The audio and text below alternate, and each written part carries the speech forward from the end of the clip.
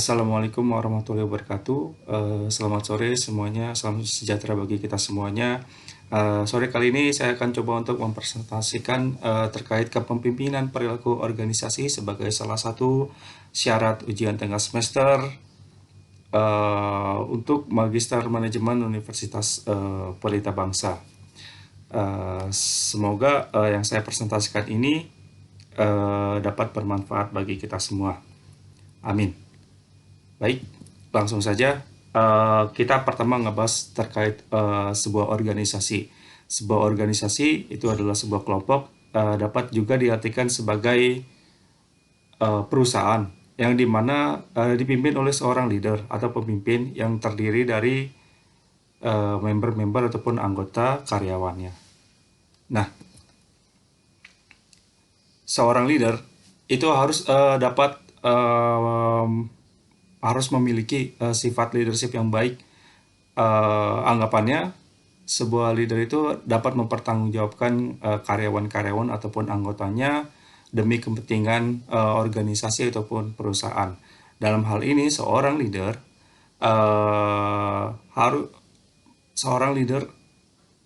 itu harus dapat mengarahkan, mempengaruhi, mengajak, dan bekerja sama agar tujuan tercapai. Yang mengarahkan seluruh karyawan anggotanya, mempengaruhi seluruh anggotanya dan mengajak untuk bekerja sama agar tujuan tercapai. Tujuan yang dimaksud adalah tujuan perusahaan ataupun organisasi yang sedang dinaunginya. Baik, di sini saya akan coba menjelaskan skill leadership. Di sini ada dibagi menjadi 3 bagian, yaitu supervisor, middle management, dan top management dengan nilai range 0 sampai dengan 100. Seperti yang kita lihat untuk SPV, kelas SPV, skill leadership yang dibutuhkan itu adalah sebagian besar adalah skill teknikal. Dan sebagian besarnya lagi adalah teknik human resource atau pendekatan terhadap sumber daya manusia. Dan yang terakhir adalah konsep manajemennya.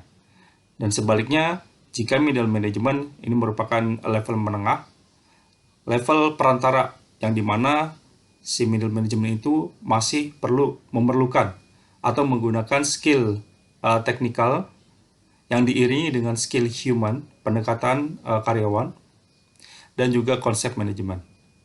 Berbanding terbalik dengan skill leadership top management yang tidak perlu membutuhkan skill teknikal, namun membutuhkan konsep arahan bagi organisasi dan juga karyawan-karyawan yang dinaunginya.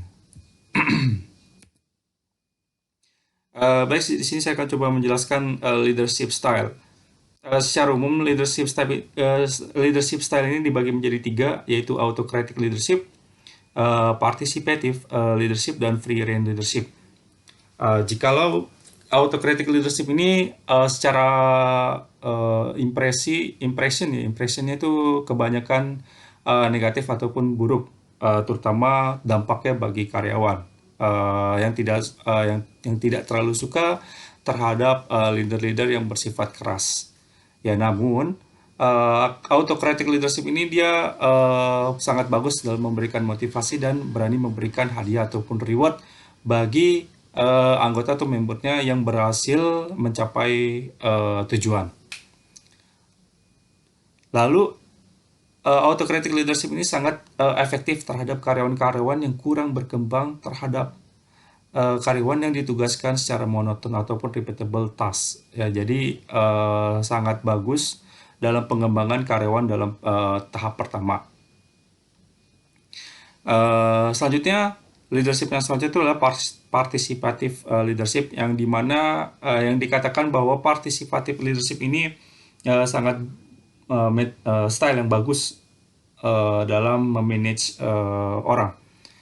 Ya, mengapa demikian? Karena participative leadership ini dia bersifat langsung ikut terjun berpartisipasi terhadap member-membernya itu dalam mengeluarkan ide dari konsultasi yang langsung didiskusikan pada saat itu juga.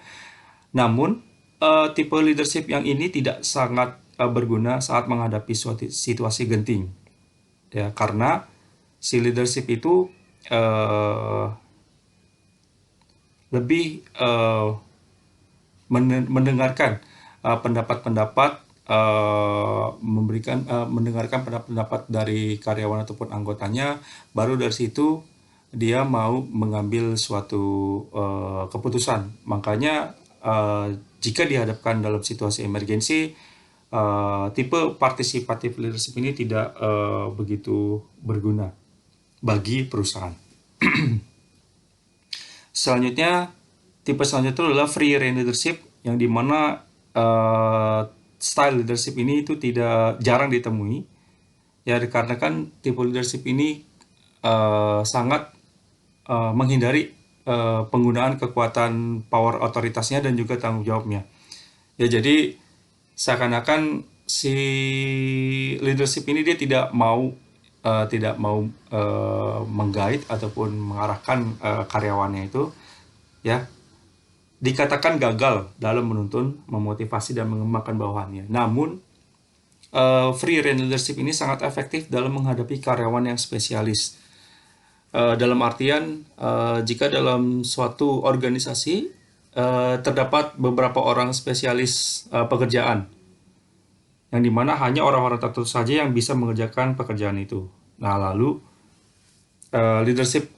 style leadership inilah yang paling sangat efektif dalam menghadapi si karyawan tersebut dalam menangani pekerjaannya.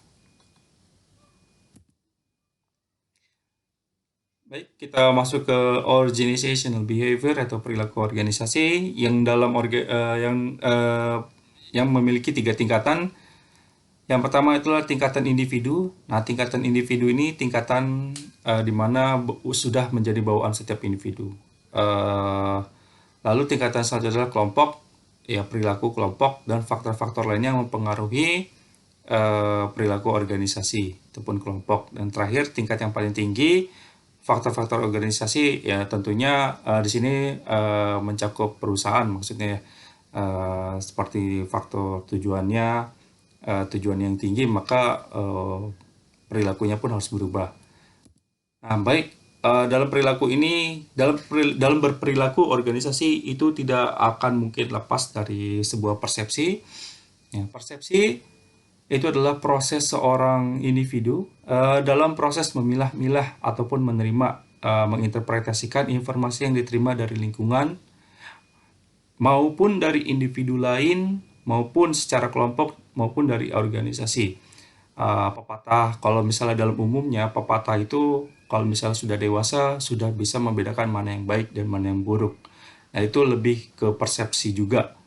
Dalam hal ini, informasi yang diterima itu adalah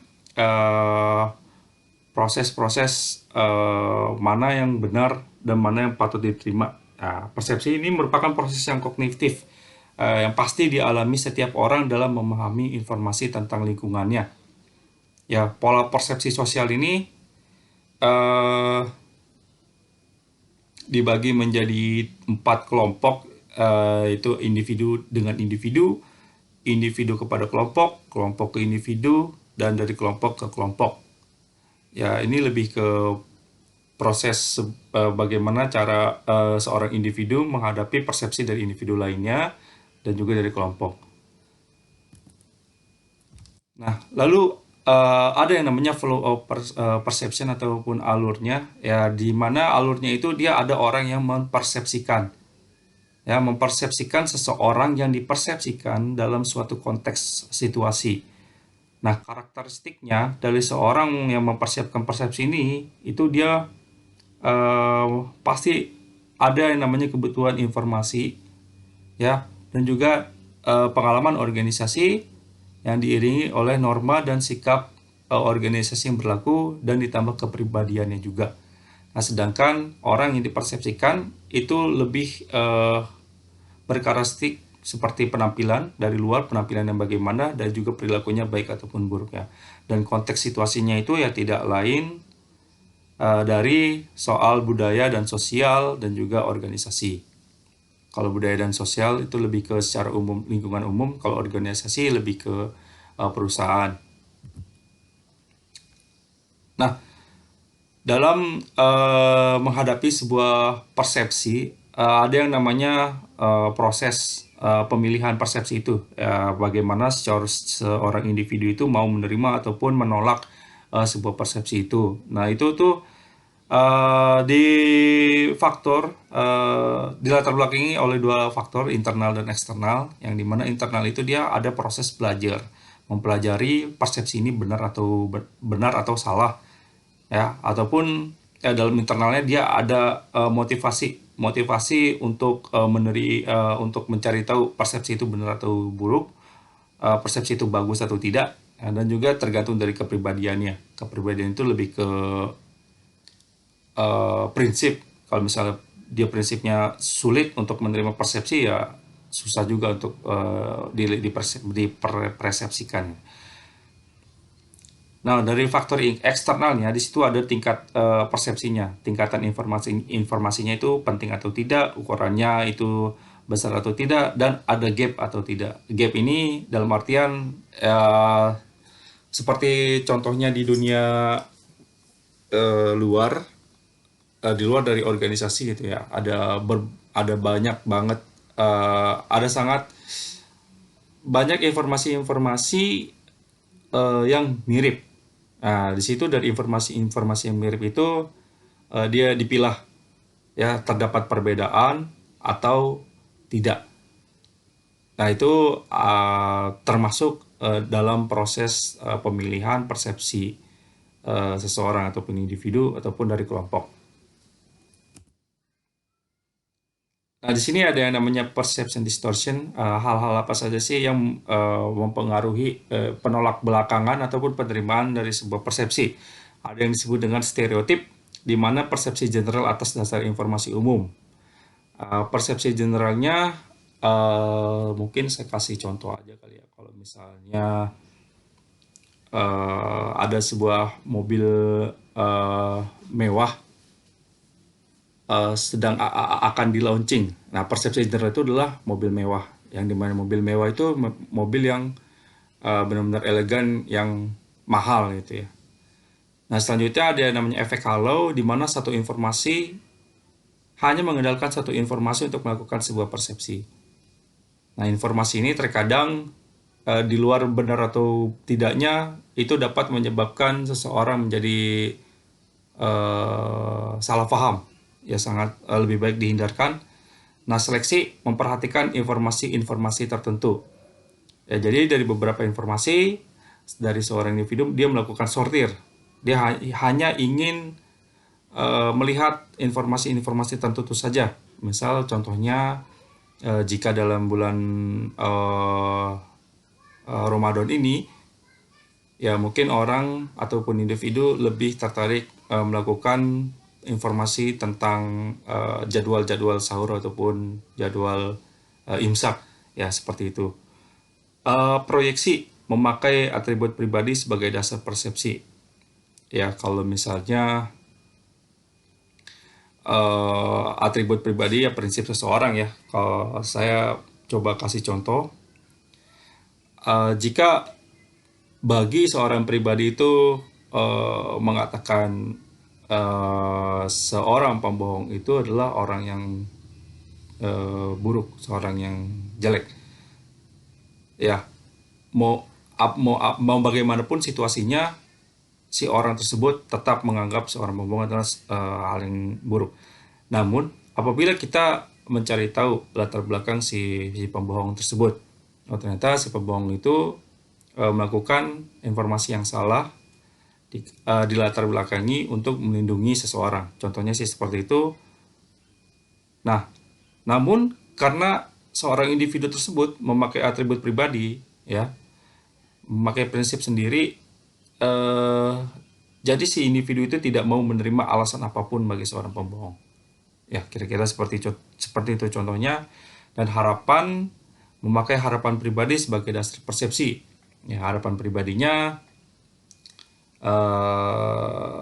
banyak isu. Saya coba kasih contoh di mana kalau sekarang itu banyak informasi yang menyebar adalah soal adanya vaksinasi COVID-19. Nah, di sini seorang individu memakai harapan pribadi, di mana si vaksin itu akan segera mengakhiri pandemi COVID-19 ini. Padahal aktualnya vaksinasi itu belum belum bisa dikatakan sukses 100% untuk mengakhiri masa pandemik ini. Ya, jadi kira-kira itulah yang disebut dengan contoh-contoh perception of distortion ini. Nah, apa sih hubungannya dengan organisasi? Nah, jadi dalam leadership, kepemimpinan dan perilaku organisasi ini, seorang leader harus memiliki atribusi bagi setiap anggotanya, yang dimana itu sama-sama mencari sebab akibat dari sebuah perilaku, perilaku baik buruk, mengapa anggota tersebut melakukan demikian. Nah, itu adalah tugas leader.